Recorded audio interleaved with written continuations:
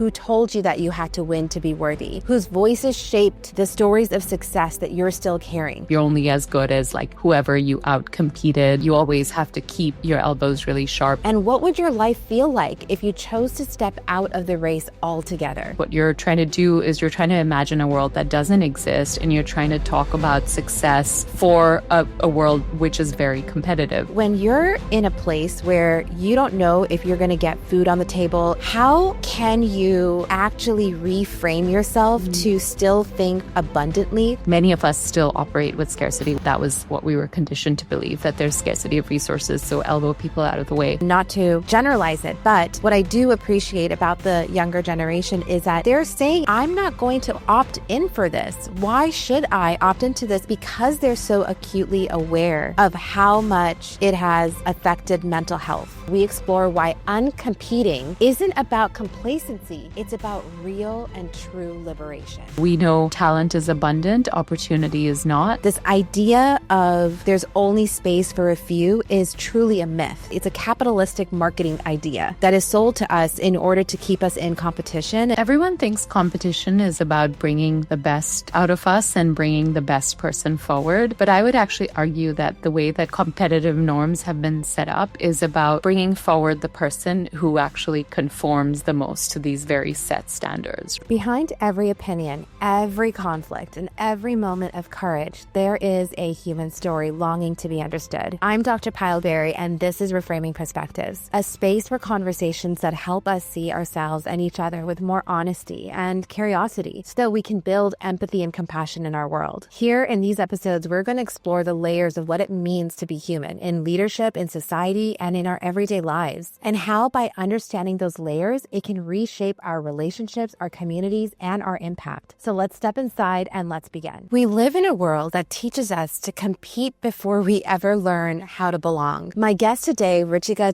Malhotra, is the author of the book Inclusion on Purpose, or you may even remember her from the Harvard Business Review article that went viral a few years ago where women don't have imposter syndrome. She's now back with her new book, Uncompete, a groundbreaking book that examines how competition silently shapes our identities, our workplaces, and even our communities, and how reclaiming connection over comparison can change everything. Ruchika, welcome so much to Reframing Perspectives. I am so excited to dive into your book, Uncompete, which is such a beautifully written book and everything. I mean, I've been following your work for a very long time, and you speak with such ease, and there's so much compassion in the words that you write and the stories that you share. And it's done with such kindness, which I don't always find in a lot of the work that we all belong to, because there's a lot of anger that can be festering in it. There can be a lot of frustration or competition in who's saying the words the loudest and who's, able to get on those bigger platforms. But with your work, it's just all I feel is so much compassion through it. So welcome, and I'm so excited to dive into everything that you just shared in Uncompete. Thank you so much, Payal. What an amazing opportunity to be in conversation, I think, with someone who also leads with the same heart. So thank you for those kind words. I want to just dive from the beginning of when I started reading the book. One of the things that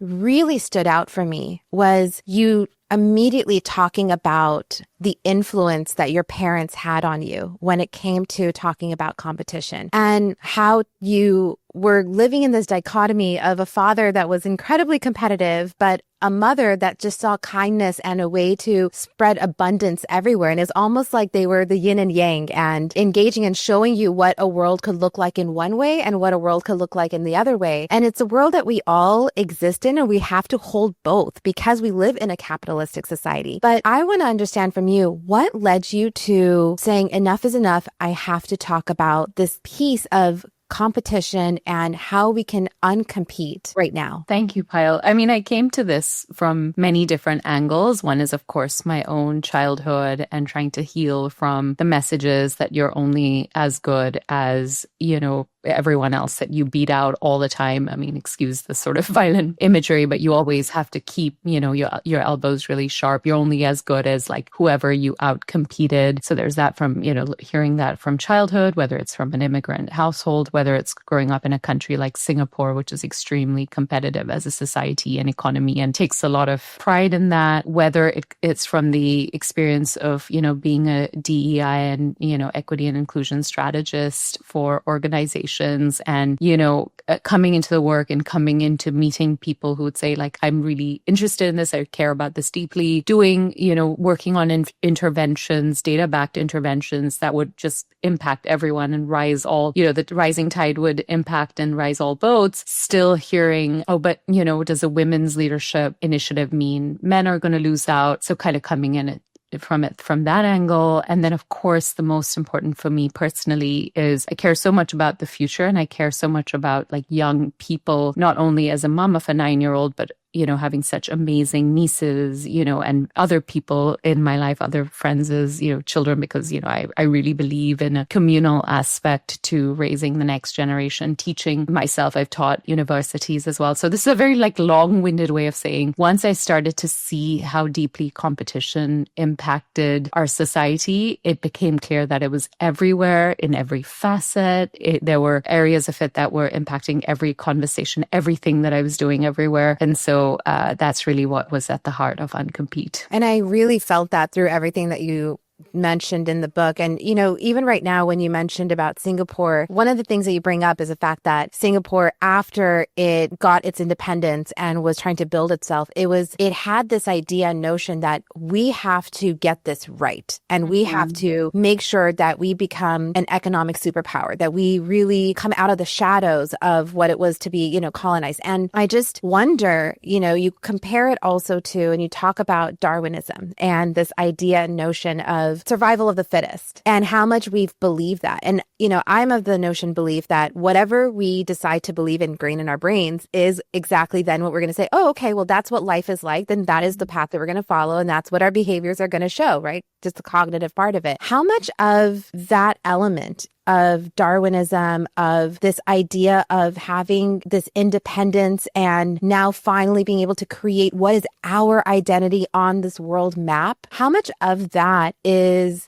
this belief and myth that we have decided to agree that that is why we have to compete in this world because that's the world that we are going to now exist in, versus what would have been it like if Singapore said, yeah, we're going to be an economic superpower and we are going to do this, but we're going to do this by not having this unrelentless competition, but we're going to do it through recognizing what is the value of our community. What do you think would have been different? This is such a good question. Obviously, hypotheticals are, it's so fascinating when you think about all the different possibilities. And so much of Uncompete is about imagining and trying to create this very imaginative world, which doesn't exist, right? And sometimes when I'm asked, especially in more the education and young people space, like, does that mean our children shouldn't think about rankings? Or does that mean like I as a parent don't engage, or like I as an educator don't, create like tests in my class or whatever it is. So it's fascinating because what you're trying to do is you're trying to imagine a world that doesn't exist, and you're trying to talk about success for a world which is very much, or talk about what does it mean to create success in a world which is very competitive. So it does require a little bit of like a lot of creative thinking and a little bit of like, yeah, there has to be room for failure because there is going to be. And sort of to your point with Singapore, definitely growing up in this environment where the idea was like, there's no room for failure, I think made it very stressful. And I think the burnout impact is very, very high, especially when you talk about young people who now say, it's very hard to afford a home. We don't know what the future is going to look like. It's a very expensive city. The cost of, this powerhouse economic growth and so many people wanting to move there is that there's true, like there's feelings of scarcity, of space, of opportunity, of money, of being able to rise up in society. So I really think had we thought about building, obviously it wasn't there, but if we had thought about what it would look like to build a society based on collaboration, especially collaboration with our partners in the region, and this is obviously not a geopolitical podcast, but there's so many experiences when we were growing up of like, oh my gosh, like one of our neighbors in the region is going to like, we're dependent on them for water, or we're dependent on them for this, and they're going to cut us off, and then what? So I think that there was a lot of opportunity to build with collaboration and build with sort of this collective experience of what it was like to be colonized, or to have, independence and build a nation without, with the structures of fragmentation when you're trying to put together a society after colonization. And I think that we missed a lot of those opportunities. And now I think more of us are actually asking, younger people are asking, like, what would it look like to navigate this very, very volatile time in history with different norms than what brought us here. And that's what I say about competition across the board. I say that even if it brought someone or a society or a country or a nation or whatever it is into some level of success, what's got you there isn't going to be what brings you to the next place, and we got to build with that in mind. And with that, I think about with all those pieces you're talking about, with the scarcity, with deep inflation that's happening, with losses of jobs that are going on, the fear of AI taking over and what's going to happen to us. There's so many things that are happening. And if we think about just being able to have your basic necessities met. And what I'm curious about understanding from you and hearing your perspective on is just because I think about this. I think about when you're in a place where you don't know if you're going to get food on the table, you don't know if can I make my next month's rent, how can you actually reframe yourself to still think abundantly, to still think from spaciousness, to still think from a place of how do I lean into community and see this as a place where we can all build together, versus the fact that I have this immediate need right now. And that means that I don't care who's coming in my way. I'm going to move past it because there's an actual internal crisis happening of, am I going to have food on the table? Can I have shelter? All of those pieces. How do we kind of reframe it from even in that place? Because otherwise it feels like it's still abundance can be an experience of privilege. I love this question. And as everything in this topic is, the reality is there's a lot of nuance. So on the one hand, there's good research to show that some of the most generous and kind people, I can say from my own experience, have been people who have unfortunately been shown scarcity, right? We know that scarcity is not condition that is individual, that someone is bad or they made quote unquote bad decisions, which unfortunately in our individualistic society here in the United States and much of the Western world, it's like it was all on you. You made bad decisions and that's why you're living a scarce life. No, of course not. And I very much try and tackle the societal and very much the systemic issues that have created scarcity and made it so many people do live in scarcity. So many, far too many. On top of that, I just want to also add that it is important as I talk about this to many of us who aren't thinking about the next meal or how are we going to pay our next bill. Many of us still operate with scarcity, whether that was our experience all our lives or whether it may not have been, but that was what we were conditioned to believe, that there's scarcity of resources, so elbow people out of the way. So I hope that the book really appeals more. It's very much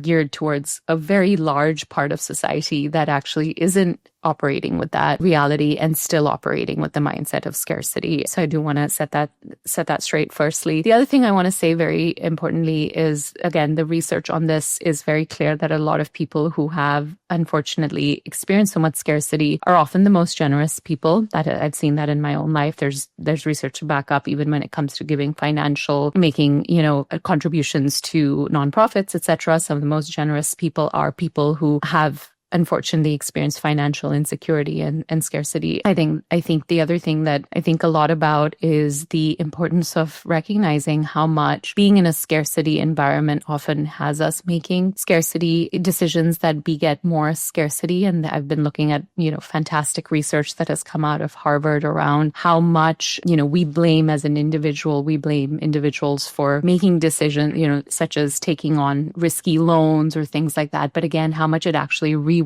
your brain, sadly, when you are in those scarcity situations, which is why a lot of the answers are very much us making systemic changes and making decisions collectively to change systems. You're talking about all of this, all I can think about is that there's so much conversation that is going out there about, how to make places more inclusive and how inclusive spaces actually do create and thrive more successfully because you're bringing in just difference of perspectives, difference of life experiences. You're bringing in so much into those rooms. And on the flip side, there's this notion that, this person of color is going to come in and take over, and they're going to be a diversity hire. And that's why I'm not getting my job. And it's gotten to the point where that belief system, like you're talking about, that systemic belief system has made individuals feel and think that if they see somebody in a role that they believe they should have had, they immediately think that it's a diversity hire, and simply the fact that no, they on their own merit also got there just like you. And I see this also happening internalized just within people of color. It's not even just white communities. It's individuals. Like I know even in the Indian community, there's a lot of Indians that will actually look at other groups of marginalized individuals and say, this doctor became a doctor. I feel bad for my friends that can't get those roles anymore because of X, Y, and Z. And I'm just like, how much of internalized hate do you have right now? But it's all of that, we go back to that colonization it's played a number on the world.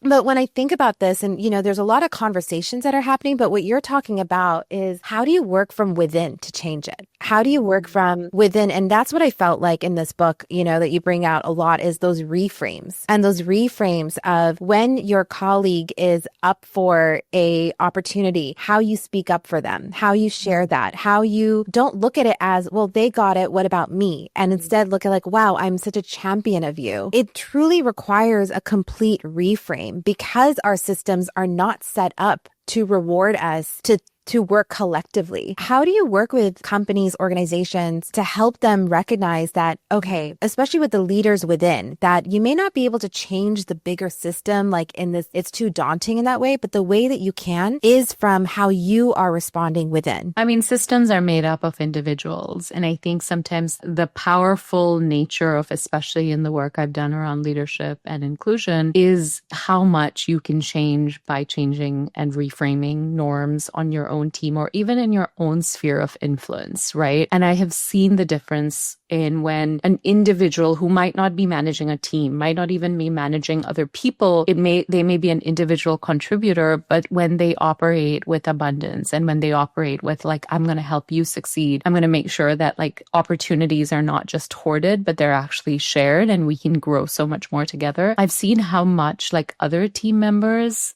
change the way that they react in that situation. I've seen it in group of friends. I mean, speaking of like, I'm also of Indian origin. I write about some of the sort of tropes. I even take on like the auntie trope in the book of a very, and it was interesting because for my book launch here in Seattle, my sister and my mom both came from Singapore. And, when we talked about like that auntie, all of us immediately, like it's been more than 20 years, all of us immediately could remember the exact scenario, right? Where I was, we walked into a party and an auntie immediately compared my sister and I, disparaged me, kind of made my sister feel like she was so much better, kind of, threw shade at my mom for having two daughters, one who was so perfect and the other one who really wasn't, which was me. And we could all remember this situation like it was yesterday, 20 years later. We could, we know which auntie it is, all of that. All of this to say like a lot of this scarcity that we pass on, it really impacts, it often has generational impact. And I think that's why so much of this reframe is about how we change the relationship we have with scarcity and how we show up with abundance, even if the larger, broader society, team, friendship, social circle, culture has different norms. I really think we underestimate the power we have if we show up with those reframes. Oh, 100%. And I mean, I can relate to those aunties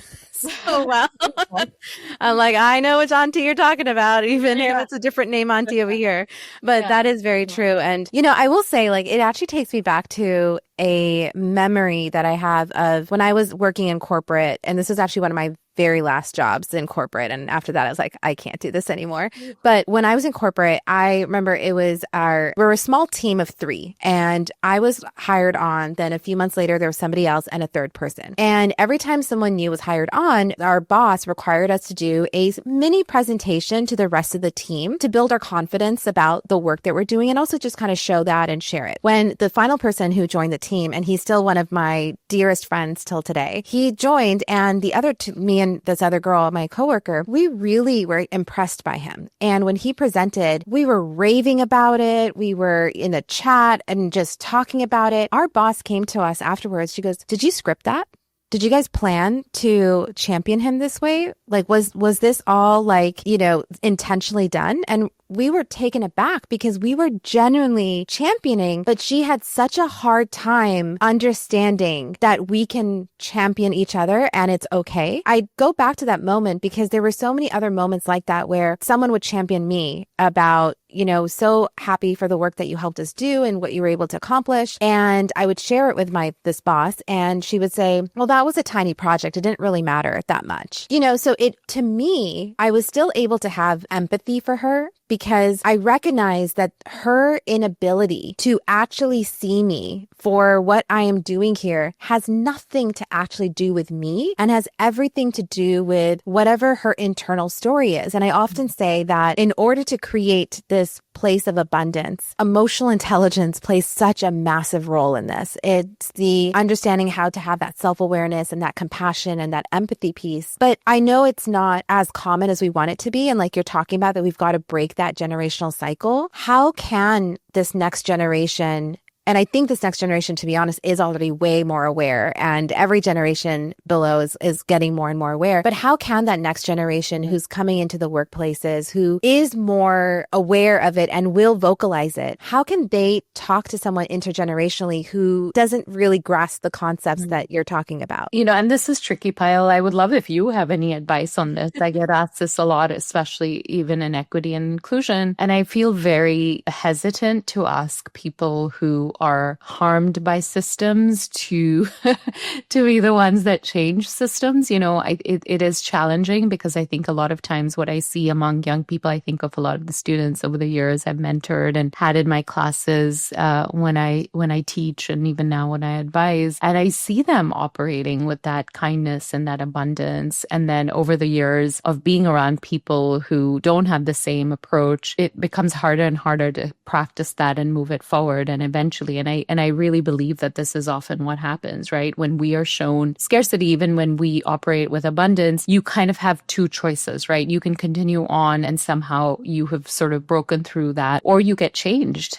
and you actually start to pass on that scarcity because that's what you have seen and you've been hurt. It's like that hurt people thing. Right. But I also always turn to the quote that says hurt people can also be healed people. And I think that's very much part of this. So I think with young people, a big part of what I say is it's so important to build your community. It's one of the tenets of and the principles of Uncompete.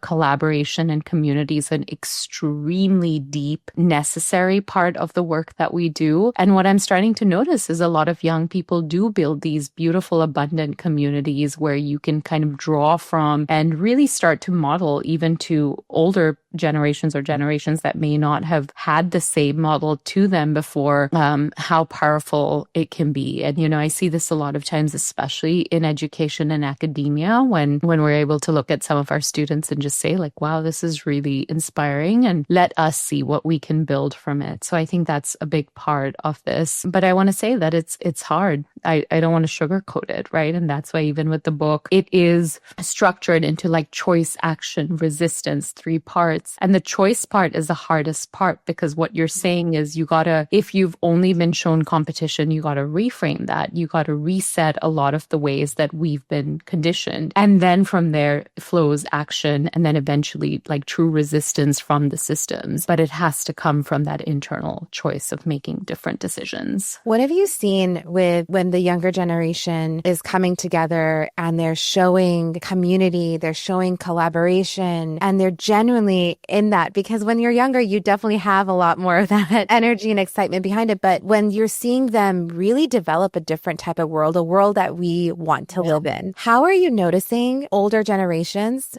paying attention to it? I think with admiration, honestly. And again, it's always hard to make like a sweeping statement about any generation. And I'm actually very careful. And I think the newer research around how we're seeing a huge gender difference in younger generations is what tracks with my experience. And that's why in the past, when I would hear like, oh, like everyone of the younger generation is so quote unquote woke, or they're so into equity and inclusion, we don't need to worry. Even before the newer research came out between showing that there was such a clear gender divide, I was seeing that. I was seeing that in my students. I was seeing that in students who, especially male identifying students who were worried, like, where do I fit into the world? And in trying to fit in, I'm actually going to try and move back towards these more rigid gender norms. And then I would talk to my female students or female identifying and non-binary students who would say like, oh my gosh, like everyone deserves equity. Everyone deserves an opportunity. So, just wanted to kind of talk about that for a second as well. But indeed, I have to say, like, it is so inspiring when I think, especially when I talk to, again, people who work with young people, it is inspiring. And I think a lot of us are asking questions like, what does hustle culture mean? Like, what does it mean to work? What we're like, how can we push back against these norms that we were conditioned with, that you got to work until you're dead, you got to work until you got to outwit everyone, you got to outperform everyone, otherwise you're going to be like fired or left out. And I think a lot of people, especially in the workplace, older generations are asking, like, if you're working with a generation that is so acutely concerned and so acutely, rightly so, pushing back against an always on culture. I know sometimes there's this idea like, oh, when I was young, we didn't have to do this. I have to remind people, when many of us came up in the workplace, like including myself, email wasn't necessary. You wouldn't have 24 hours access to email, right? No, there was no Slack. There was no constant where if you're on edge, if you hear it ping in the morning and if you haven't responded within an hour, you're in trouble. Yeah, the expectations were totally different, right? Like, I was a journalist at a time where you would file stories like by phone, and that's it. Like, if there needed to be a correction, you would run a correction later, right? It wasn't like you'd update immediately as soon as something went on. And I feel really, really worried. And when people say like, oh, these younger generations don't want to work as hard as us, I'm like, not only like, are they working way harder than us, but they're actually making it really, they're leading very important conversations around like, what are the boundaries that we need to have in a digital culture, which very much enables and creates expectations of always on and burnout that's, we couldn't have even imagined, 15 years ago. Yeah. I mean, and there's so much of that conversation also of when you're talking about people saying, well, they don't want to work as hard as we do. First of all, every generation says it. They said that about millennials. They had a problem with us as well. And so, and our avocado toast. And exactly. And are wanting to have vibes in the office space. And so, there's always, every generation is going to feel a little bit different. And it's going to be a little bit of a change that's coming up. What I really love about the younger generation, and again, not to generalize it, but what I do appreciate about the younger generation is that because they're so acutely aware of how much it has affected mental health, how much it has affected physical health, how much they have grown up seeing their parents really miserable. They've seen that. So what they're saying is, I'm not going to opt in for this. Why should I opt into this? And of course, they do belong to a generation where they have an abundance of opportunities that we necessarily didn't have as much as they do. Now they can go on YouTube and become a content creator. There's so many things that they can do. But what also I find is that there's this idea notion of spaciousness that can exist. And the spaciousness of what type of life do we want to cultivate? What type of spaces do we want to cultivate? You talked about getting burnt out from the tech industry. And the tech industry is such a pervasive space of hunger, of toxicity, of everyone is looking, and especially, if we think about Silicon Valley and the Bay Area, it's changed dramatically in terms of its culture because of the tech industry. But when we think about it, everyone there is trying to solve the the world's problems, but really they're just trying to find a way to building an app that they can sell and, create an exit. But in that, there's this idea that, well, I understand if you don't want to be part of hustle culture, and I understand if you want to have a much more slow-paced life, then maybe this isn't the industry for you. And we hear that, right? We hear, for example, I remember seeing your post on this on Emma Grede when she talked about work-life balance. And she herself is a very successful, founder, woman, entrepreneur. And she mentions that, yes, if you want to have an extraordinary life, you've got to work an extraordinary way. And if you want to achieve this kind of success, then you've got to put in the hours. You have to work. She recently talked about being on Zoom is you can't really have meetings on Zoom. You've got to be in person, all of these things. And she's not saying, or she was saying also that, but if you don't want that, then you don't need to be at this company. Then you go work at a different organization. But if every organization is creating the same definition of what it means to work, then how do we actually change that system of spaciousness that everybody else is actually wanting? Hi, friends. I have a favor to ask you. If you're enjoying these episodes, then I'd really love it if you could subscribe, leave a review, or share it with your friends and family. Your words help others discover that the stories and these episodes exist in the perspectives that we're exploring over here. And the more that we can grow, the more feedback that we get from you through those reviews, the more we can make sure that we're creating meaningful episodes that you want to listen to. You have no idea how much this helps and how much I appreciate you for doing this. So if you don't mind, whether it's following us, subscribing, hitting the button below, if you can leave a review for us, or if you just share this with your friends and family, the episodes that you think that they would really resonate with, it means more to us than you can imagine. Thank you so much. I think we need to reframe and redefine success and ambition, right? And I feel sad that for so long I personally believed in this idea that ambition means like always on hustle culture, success. You're either ambitious or you can rest. And I actually have worked so hard and have been guided by amazing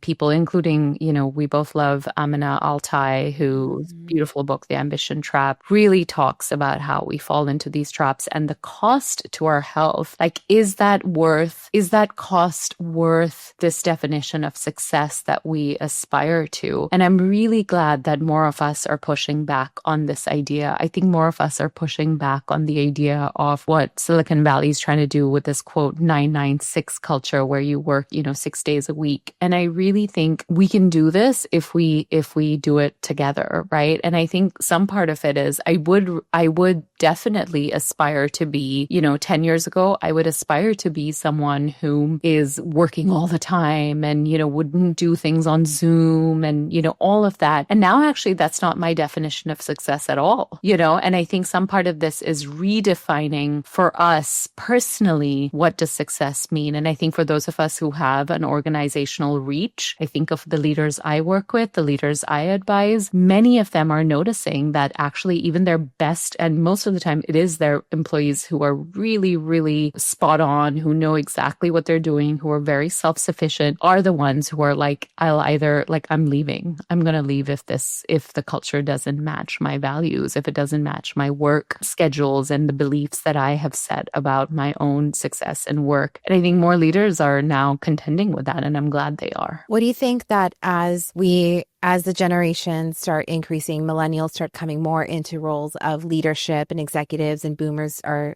the longest retirement ever, boomers.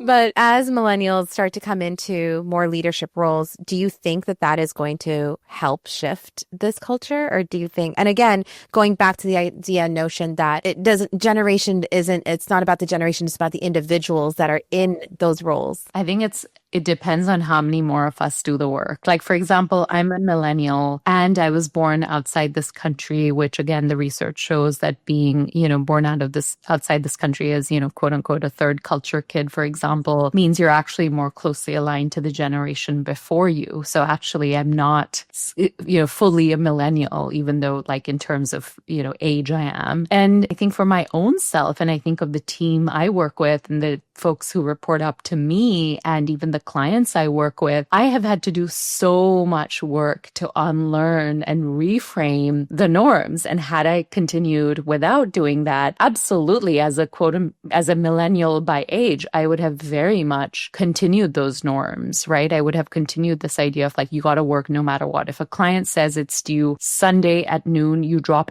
everything to make Sunday at noon work. And now it's like working with an abundance mindset, working with the idea that like, look, if this is a client that can only will only work with you if you always, are available and have deliverables based on their schedule, which is unreasonable. Maybe that's your definition of success. Then you go for it. Or maybe they need to work with someone else, and having to reframe the norms. And again, what's interesting and what I've written in the book and what I've tried to talk about is in doing and investigating what success really meant to me and reframing that, I was so surprised to find that actually there was so much more abundance of opportunity.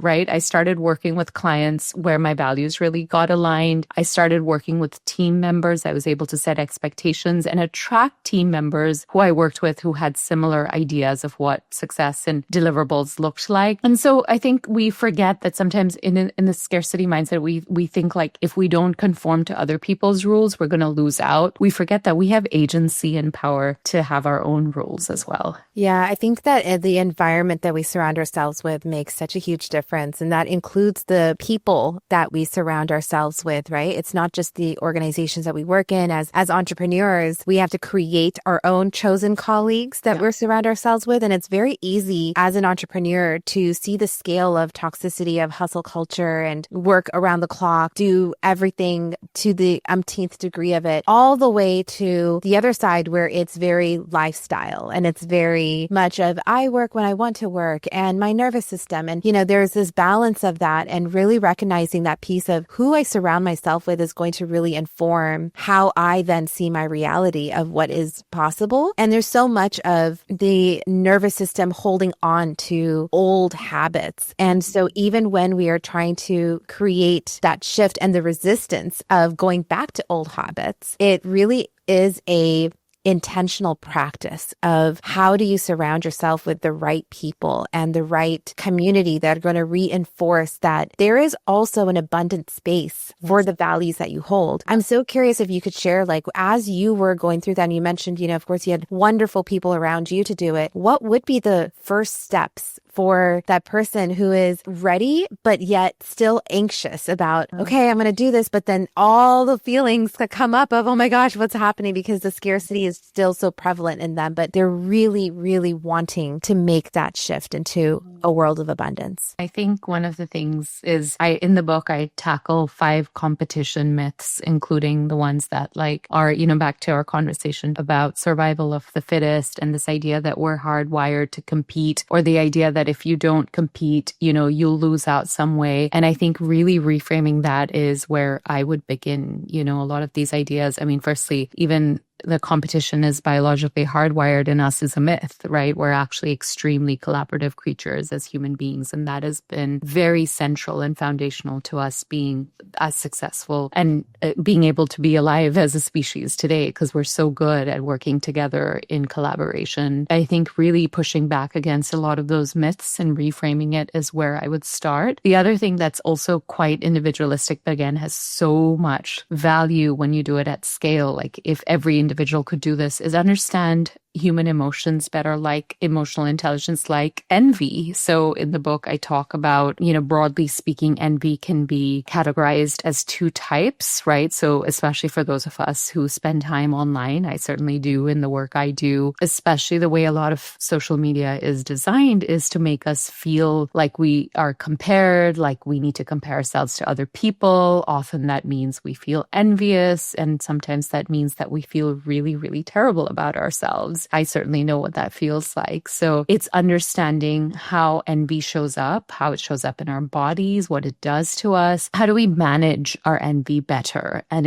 in the book, I write about 2 different types of envies. One is benign envy, which is really using that as motivation and fuel to give us signals like, oh, my friend, won an award. I'm so happy for them. I'm sure they worked really hard and they deserved it. What does that telling me about what I want? Do I want to win an award? Is that something I'm interested in doing? Can I fall in love with the process to get to that outcome? And the other side of it, of course, is, malicious envy, which is like sabotaging both to ourselves and others. Oh, my friend got an award. They must have cheated. They didn't deserve it, like all of that. Or I'm such a terrible person. I'll never get an award. And it's reframing from malicious envy from malicious envy, this idea of like someone doesn't deserve it, to benign envy, motivational envy. How can I use this to tell myself what I really want and tune into what I really want? And often we find that that's not really what we want, right? These systems are designed, the social media platforms often are designed for us to look at someone else and be like, this is what this is what I should want. And I think so much of this is that emotional intelligence of stopping, taking a beat, understanding, like, is this what I want or not? What is this telling me? So much of what you're talking about just keeps reminding back to the power of pause, taking a moment to pause. Because when you're talking about that benign envy and that moment of seeing someone get that and then immediately thinking, should I? It's asking yourself those questions, right? It's being able to just pause and say, wow, that seems so exciting. Hold on.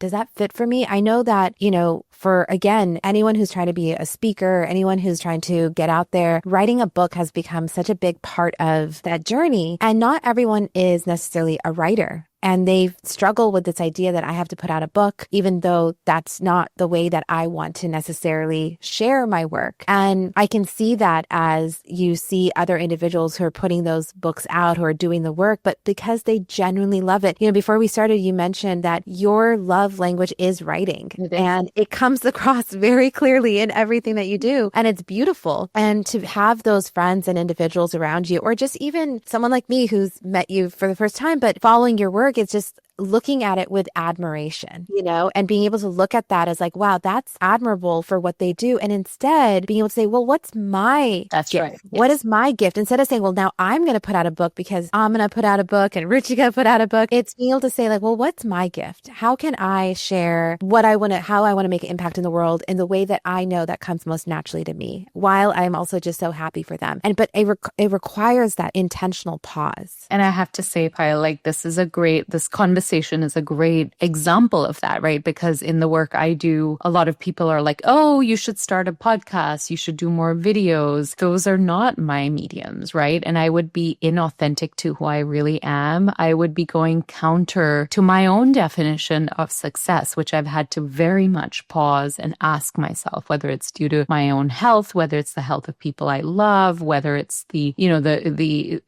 what I want my life to look like, what I consider an integrated and well-lived life for myself, which is very much a part of what we do when we uncompete, is you stop and you ask yourself that even if there are 500 opportunities in front of me, that doesn't mean abundance. What abundance means is which are the opportunities I lean into because they make me feel joyful and abundant, and you can only do that when you reject the vast majority of them, right? You really lean into what makes you feel joyful and abundant. And for me, being asked many times, like, why don't you have a podcast? Why don't you start something like a video series? I have really had to stop and say to myself, like, no, I feel happiest when I write. Like, I'm a writer, like deep in my soul, right? And I love that. I love that being in an abundant community has taught me that. Being around amazing people like yourself who are great podcasters and great speakers and great, people who put out the most fun and entertaining and insightful and educational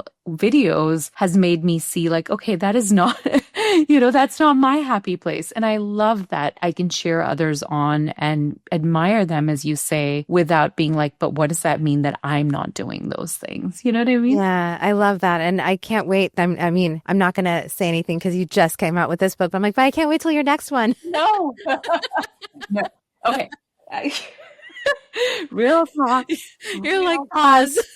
Real talk, pause. And also, so much of this process has reminded me, like, deep in my soul. In fact, I write about this in my book. Even when I thought about what running a successful business would look like for me, working with an amazing business coach, Lakita Williams, who's now become a dear friend, taught me and reminded me and let me put down into words that actually, for me, like making sure other people thrive in support of other women of color specifically is so deeply tied into what, like, I define success and values as. And so for me, in writing this book, in having this out in the world, I would really like to believe that my next chapter will be more about ensuring other people have a chance to do what they love to do. And they have, we know talent is abundant, opportunity is not. And so what can I do with some of the platforms I have to ensure that, other people get to also live their dreams like I have been able to? That's so beautiful, Ruchika. I think it's so important where you talk about in the book, and it's something that I definitely see all the time, where because we've been sold this idea that there's only room for one or there's only room for two up there. And so there can be some gatekeeping that happens. And what I just constantly, and I think the theme of this conversation today and everything is just that there's so much space for everyone. And if we even actually, to be honest, look at the entertainment industry as an example, there was a period of time when people could become superstars and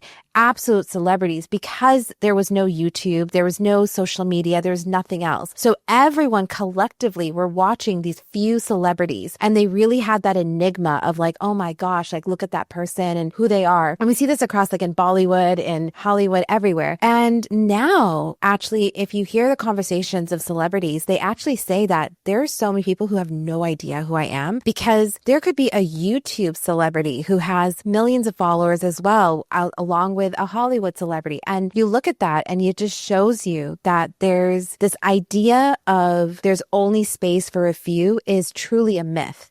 And it's truly this idea, I believe it's almost like it's a capitalistic marketing idea that is sold to us in order to keep us in competition. And I think one of the most beautiful things that you just said is just about like, I have this platform and how grateful I am to have this platform and how much gratitude I have for what it's brought to me. And now how can I share it with you? How can I allow that next generation or those individuals that are craving that same level of being able to share their wisdom, their thoughts and insights can do that too? And if we created more of that, that definition of success and we changed that into success is collaboration, success is coming together. I also think of it as it allows us then, if we were to just, again, pause and create that intentionality like you have, you can actually pause to think maybe there's something that I didn't think I'm good at because everyone else was telling me that I'm not good at it, but actually I really am. And I am going to give myself, being a writer requires spaciousness for you to have quiet time to write, to think. And I just think about how many people have just ingrained themselves to thinking that I'm not a writer, I'm not a podcaster, I'm not a speaker because of what others have defined them as and what that would look like if they could just shed those external layers of definition. You're so right. I think that's so profound what you said. And thinking about the celebrity culture of yesteryears, what has been the cost of that, Payal? I mean, someone like me grew up because I didn't see people who looked like me, even in Bollywood, right? Like forget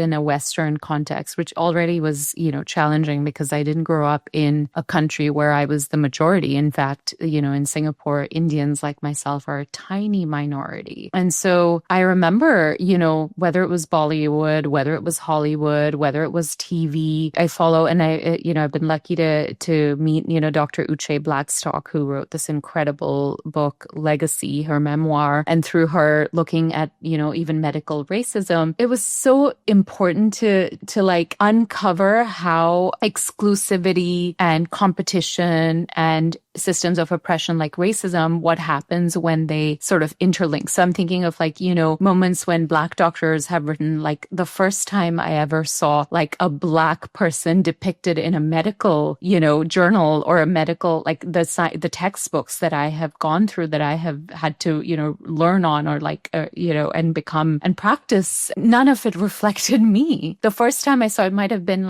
when I had been practicing medicine for 20 years and some of them said never. And I just think of what it means when we create so much more representation, when we take out that competition and exclusiveness and that level of only a certain person or only a certain way of being is worth looking up to or worth replicating, and only a certain percentage of people can be whatever it is. And I just think look at what happens, look at the beauty of what happens when we expand the table rather than narrow it. That's so beautiful. Ruchika, I have one final question for you. If you could reframe one thing about competition, what would that be? What would it look like for our community if we could redefine that? Everyone thinks competition is about bringing the best out of us and bringing the best person forward. But I would actually argue that the way that competitive norms have been set up is it's about bringing forward the person who actually conforms the most to these very set standards, right? So we really have an opportunity to reframe competition as bringing out the best in someone. And I think that there's so much to do in saying actually collaboration brings out both the best in individuals as well as in teams and in society. Wonderful. Thank you so much, Ruchika. I could go on and on and on talking to you. There's so much more. I feel like we're just getting deeper and deeper. I was like, I just don't want to stop. But where can everyone find you? First of all, everyone, please get this book. It's at your Barnes & Noble. That's where I got mine. But it is such a beautiful book. Where can people find you,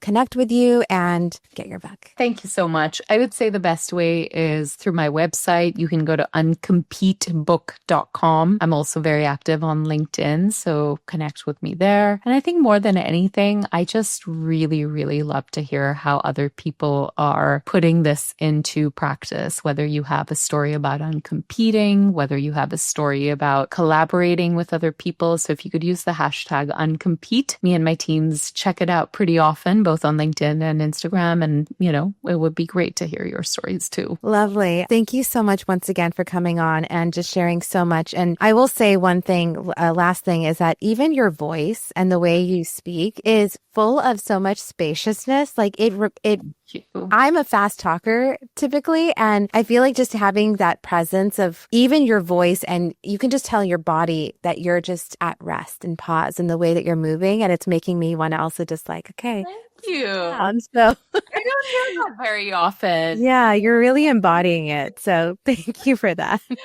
Thank you very much. I think it's because the sun also came out in Seattle. So usually, in the gray weather, it's hard to, you feel a little sluggish. But right now I feel rested, but excitable, if there's such a thing. So thank you. I appreciate that so much.